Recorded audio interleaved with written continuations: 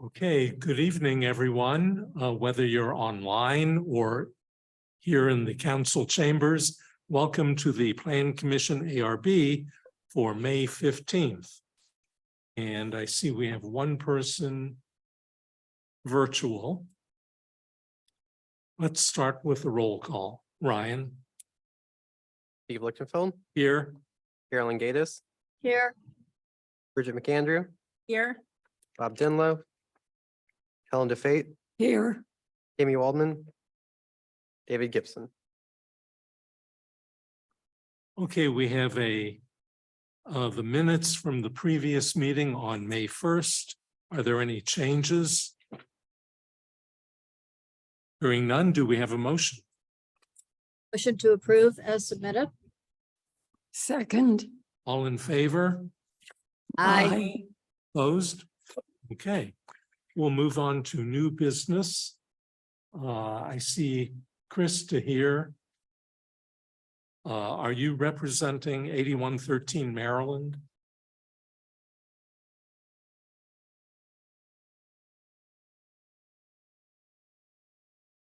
Are they muted? No, I'm sorry. That's for 6451 Clayton Road. That's correct. Okay, thank you. Let's go to item 3, which is 6451 Clayton Road. And we'll start with the staff report. The subject property is located on the northeast corner of the intersection of Clayton Road and Seminary Place. The property is zoned C2 and is developed with a mixed-use building. The property has a sign subdistrict approved in 2008, which identifies 1 awning sign and 2 window signs. In June 2022, the tenant applied for window signage that did not receive approval due to nonconformance with the sign subdistrict. In March 2023, the tenant was sent a notice of violation for window signage installed without a permit. The applicant is seeking an amendment to the sign subdistrict to add an additional window sign category and bring the current signage into conformance. The proposal would amend the window ID. The staff report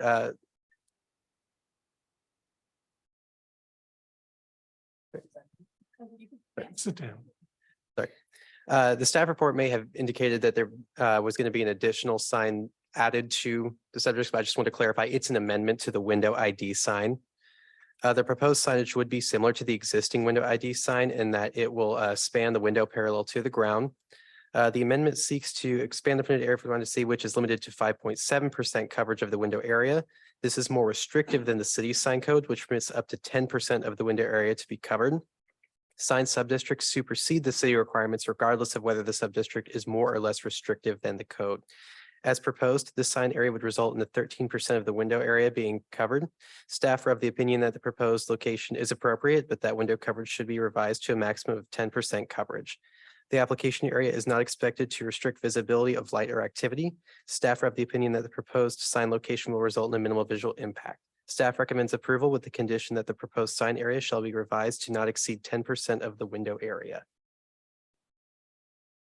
Okay, thank you. Mr. DeHare, do you have any comments?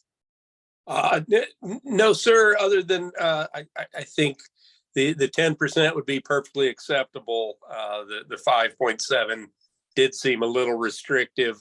The tenant in this space is trying to cover the back of bench seating that runs along the front of the restaurant. And this seemed to be the best option to cover that. Okay, that clarifies it a little more, that there is a purpose for it. So that's good to hear. And you're in agreement with the 10% of the window area as the maximum? Yeah, yes, sir. I think we can certainly comply with the 10% easily with some minor modifications to the existing. And I think both the building landlord owner and tenant would be happy with that. Okay, and that would be to not exceed 10%. Correct. Yeah, I understand If you're that. lower, that's okay. Sure. Okay. Let's see, Bridget, any comments? No comments. Helen, No comment. Carolyn, No, I don't have any comments against it. One thing I want to say. My grandfather had a store in the north end of Boston. On Hanover Street, and those little signs that ran at the bottom about what produce they had or what sales were going on or whatever. It kind of reminds me of that. I know it's not going to be that, but it kind of reminds me of that, and it just made me smile. So 10% is fine, and I just think it's sweet. That's all. David. Thank No comments. Okay, we have the staff recommendation that the applicant has agreed to. Do we have a motion? I'll make a motion to approve with the staff recommendation. Second. All in favor? Aye. Opposed? Okay, thank you. Thank you all very much. We'll make sure it gets within compliance within a couple of days. Okay, good luck. Thank you. All right, thank you all. Have a good day. Okay, now let's go back to items 1 and 2. And that would be 8113 Maryland Avenue. Okay, welcome. We'll start out with the restaurant conditional use permit. And we'll start with the staff report. The applicant is seeking a conditional use permit to allow the operation of a restaurant on the subject property, which is located on the north side of Maryland Avenue between North Forsyth Boulevard and North Brentwood Boulevard. The property is zoned C1 and is located in the Maryland Gateway Overlay District. The site is developed with a single-story commercial structure, previously the location of craft beer cellar. The staff report identifies full CUP criteria. However, I will summarize some of the key points. The proposed hours of operation are 9 a.m. to 9 p.m. Sunday through Thursday and 9 a.m. to 10 p.m. on Friday and Saturday. The proposed restaurant measures 2,000 square feet and will include roughly 66 seats. Outdoor dining is proposed in an area of 250 square feet with 20 seats proposed. There are no proposed changes to the footprint or size of the structure. Off-street parking is not required for this site, but it is served by street parking and adjacent garages. Deliveries will be completed via the alley to the rear of the restaurant. The restaurant will use the existing recycling and garbage pickup service at the rear alley. Staff does not anticipate adverse impact regarding noise, light, odor, traffic, or emergency services. Staff recommends that this board recommend approval of the conditional use permit to the Board of Aldermen. Okay, thank you. Would the applicant like to add anything to that? Okay. This seems to be really simple. I have no problem with it.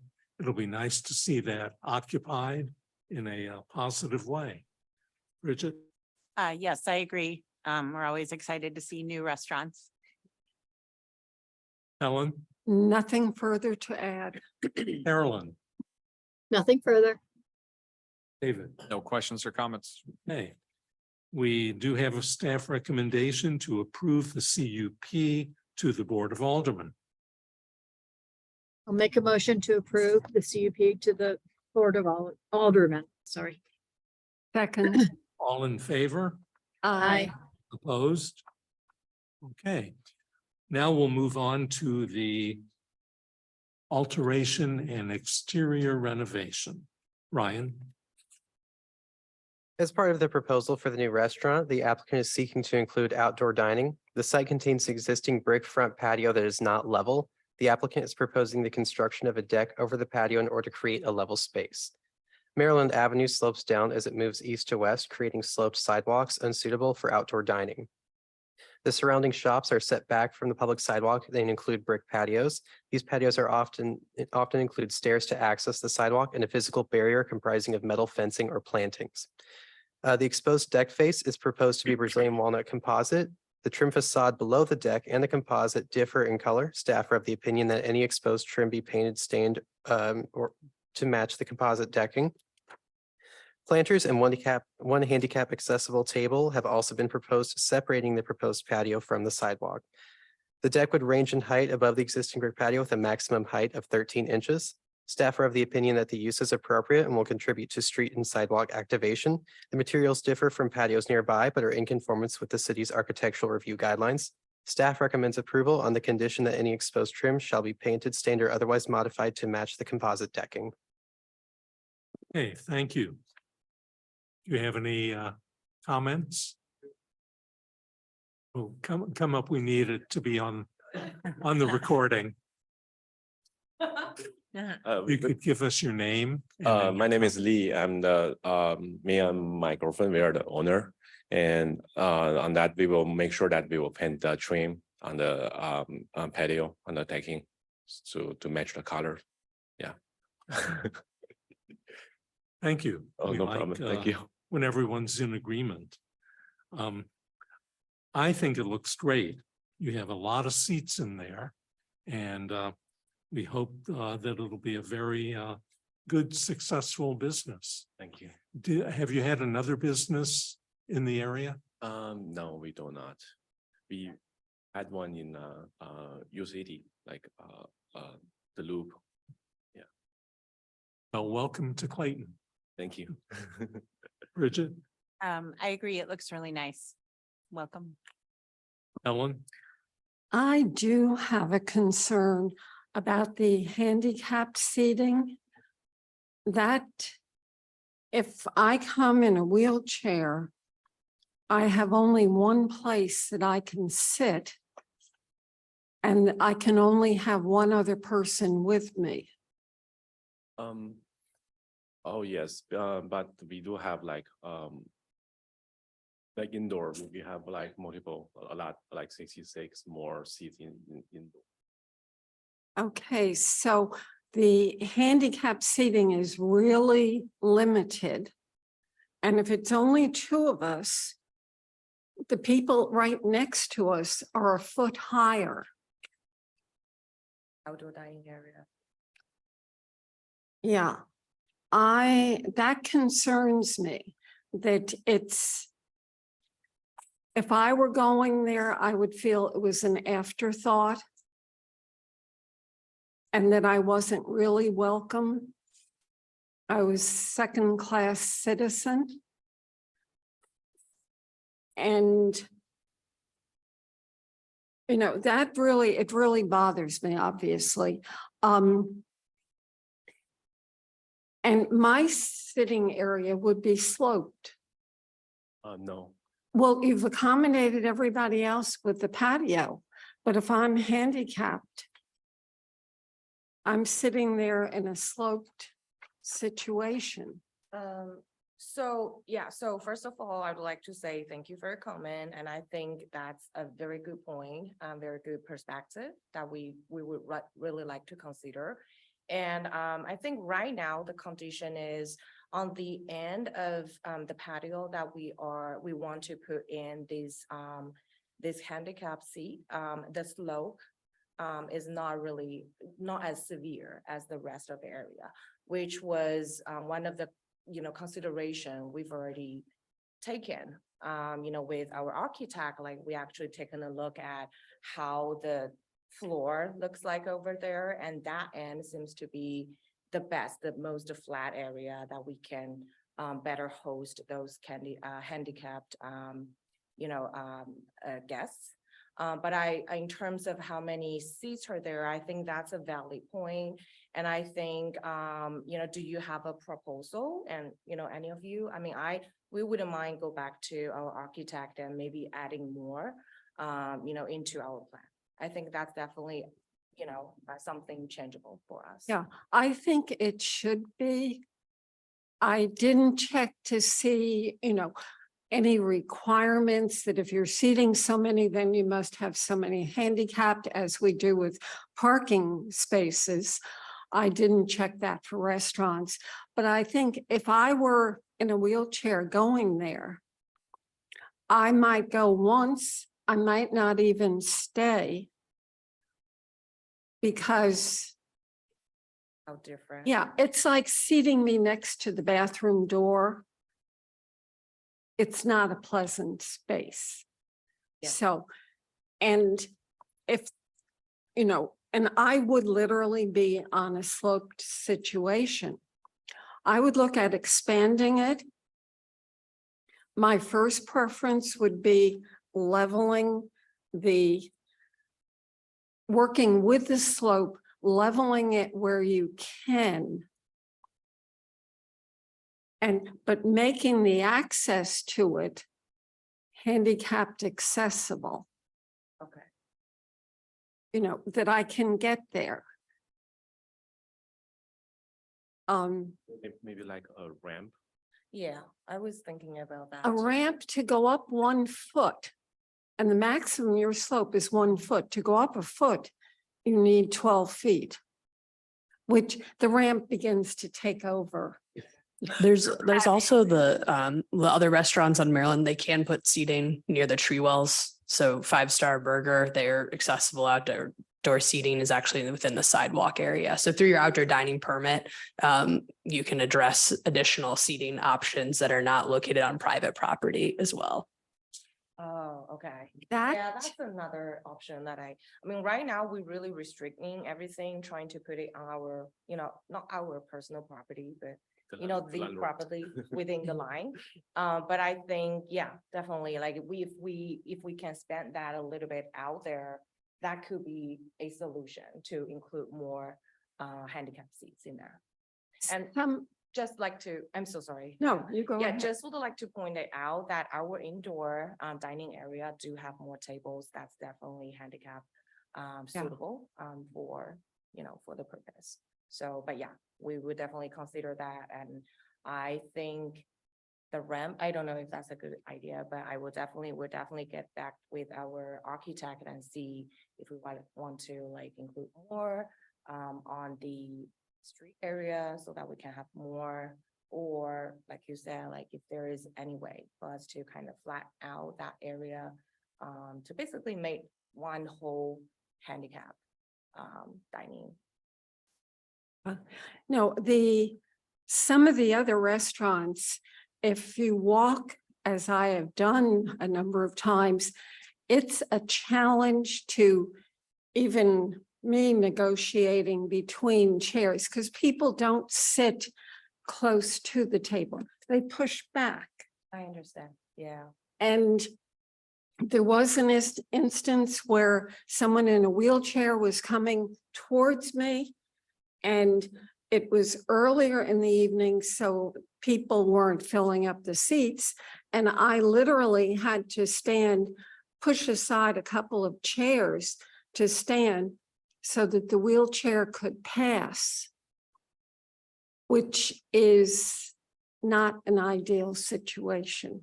If there had been people at the tables, I guess people would have had to get up, move their chairs and. So essentially, I think we're also looking for, again, thank you for that perspective. I personally would never thought of those details, but I think one solution of it, very obvious, is that we can less table on the dining area, the outside dining area, allow the maybe broader alleyway for people to pass, especially people who's in. Definitely will keep that in mind. So again, like in my mind right now, we have multiple options. We just have to talk to our architect in terms of, because gotta be honest with all of you that, the Maryland, that little streets, it has a lot of great food. I personally am a fan of the Pashnash, the half and half, but it's a little bit challenging in terms of the handicap situation. So yeah, definitely, we will definitely go back and see what we can do. And I guess maybe next step is present it back to you guys, and We can do that administratively. So you'll get an outdoor dining permit. okay, And that's where we'll detail out all the layout options and okay. then the access route requirements. So. It's not only wheelchairs, it's parents with kids in carriages, strollers. Right. Yeah. Apologize. Personally, don't have Individually. kids, Yeah. that never occurred to me, but yeah, thank you. Yeah. That's very good suggestion. Okay, that's it. Carolyn? Other than what Helen has mentioned, I'm so excited for this restaurant. Right up my wheelhouse of yummy food. So I'm excited for it. That's all I had. David? I don't have any questions or concerns. Okay. Well, you've already agreed to the staff recommendation, and as Anna Crane had said, the changes that you're proposing will come back during the outdoor dining permit. So we will take a vote. Do we have a motion? Sure. Should we add anything from what Helen said though, or? Well, I think we can generalize that any changes based on the comments will be reviewed by staff Oh, okay. Administratively during the outdoor dining permit. Okay. Should I add that as a number 2 then, or no? Sure. Yeah. Okay. I'll make a motion to approve with staff recommendation number 1 and also add number 2 that any changes to any kind of handicap accessibility will be reviewed by staff. Second. All in favor? Aye. Aye. Opposed? And welcome. Sorry. You. Good. Well, we wish you the best. What is your opening date? Well, so 3 months. yeah, we have to build the restaurant because the space right now doesn't have any restaurant, foundation. So we have to build that, and we hire the interior designer from China, hope to bring some, exotic experience to here. So we kind of purchase a lot of materials from China for the interior design. So that part has to be shipped over. So we're looking at definitely, hopefully 2 to 3 months, if not later. Hopefully, fingers crossed. Good Well, luck. Thank Good you. luck with it. Many of us are eager to see it open. Thank you. Mhm. Appreciate Okay, well, thank you. it. Thank you. Thank you very much, guys. All right. Thank you. You know what? I'm sorry. Can I just say something to this couple? What Sure. would be really interesting is if you got WashU students involved in some of the design, because how cool would that be to be part of the community and bring them into Clayton a little bit for, Right. obviously. And the ideas would be pretty much almost free. It could be a studio and you could talk to people there. And I don't know, I'm just throwing that out there because I used to teach there. I don't teach now, but how cool would that be, saying WashU students helped with this? All right, I'll let it go though, but I'm just saying. Yeah, I actually graduated from WashU. Oh. so believe it. Well, then we yeah. do have one. They're definitely one of our target customers. So That's we perfect. definitely want to include them. And I think that's a very awesome idea. Excuse me, awesome idea, because we have in that space, we have kind of this wall. Right now, we kind of divide it by kind of wood beams, but it will be perfect for like a tiny gallery kind of. Do you know Chandler scenario. Ahrens? Chandler Ahrens? No, not really. Okay, oh, all right. I mean, I'm majored in business, so it might be different. Oh, okay. Different college, but yeah, Right. again, definitely. I Okay. think that's an awesome idea. Like if I can include some of It's just the, kind of cool. yeah, It like would be really designing neat people to from tie the WashU. communities together and Yeah. say, Yes. hey, we're listening to you and please come here. Look at Yeah, your- and do a little Yeah. mini gallery, show, whatever, in our space, and people will come and visit. It's gonna Yeah. be, yeah. Thank you. Okay, that's all. Thank Good you. luck. Thanks. Thank Alright, you. Thank you so much Thank for your you. time. Okay, we'll move on to item number 4, the retaining wall review. And that you, Ryan? Yeah. Okay, So each of you should have received a copy, either physical copy or digital copy of the updated retaining wall guidelines. You're gonna notice we have, if you guys are familiar with the existing ones that are out there, it's currently 1 page and it's a little bit more limited in what it's gonna show you. So we've switched it up just a little bit. It's now 2 pages. On your first page is going to be the permitting process, what that's gonna look like. We're gonna tell you the permits that you're gonna need for everything. We're gonna tell you all the materials that you need to submit for said permits.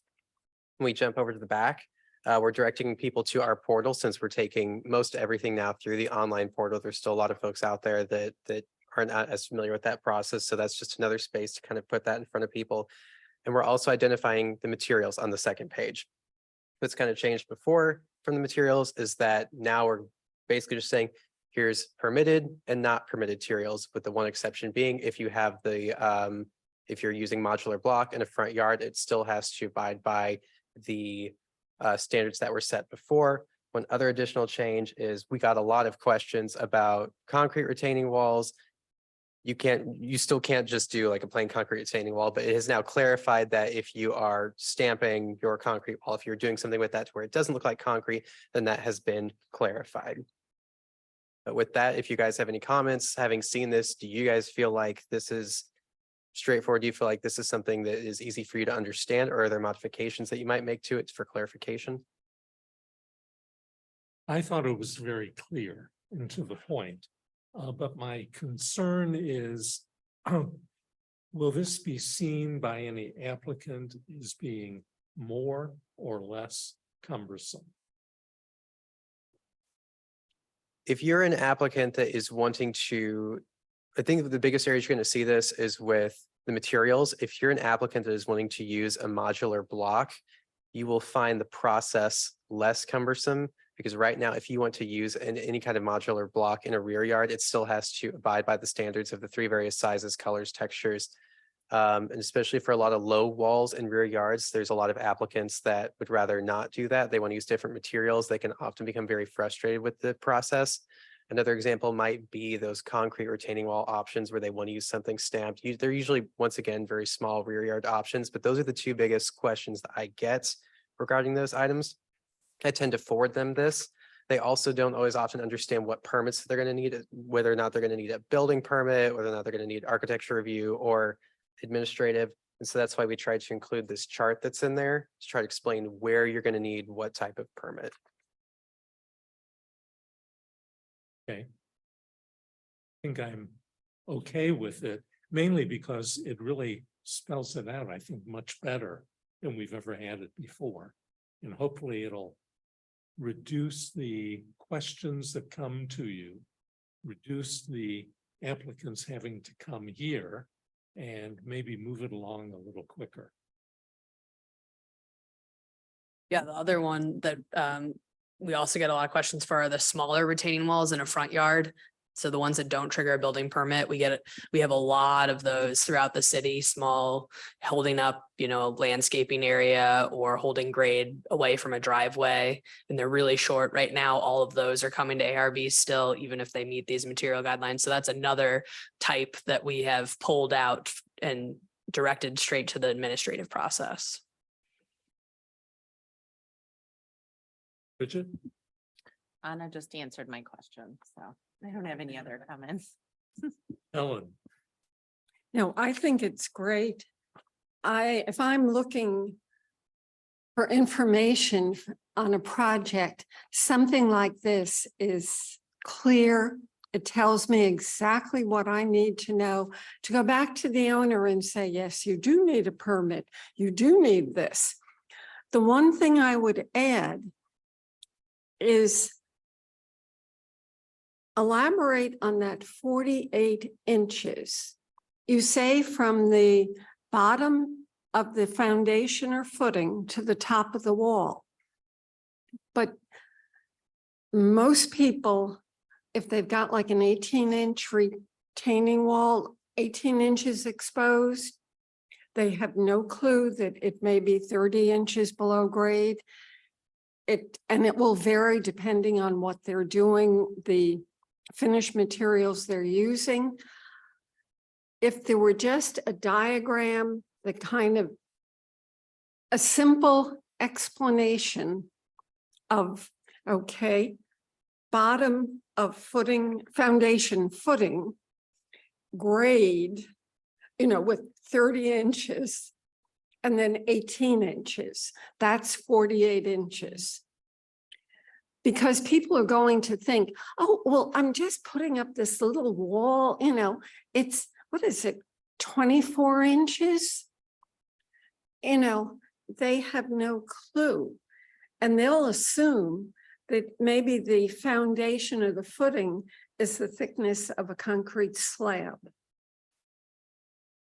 And landscape contractors, not all of them are knowledgeable about fences either, that they need a permit.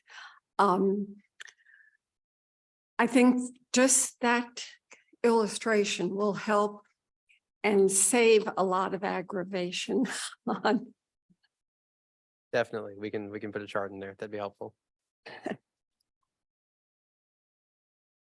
Carolyn?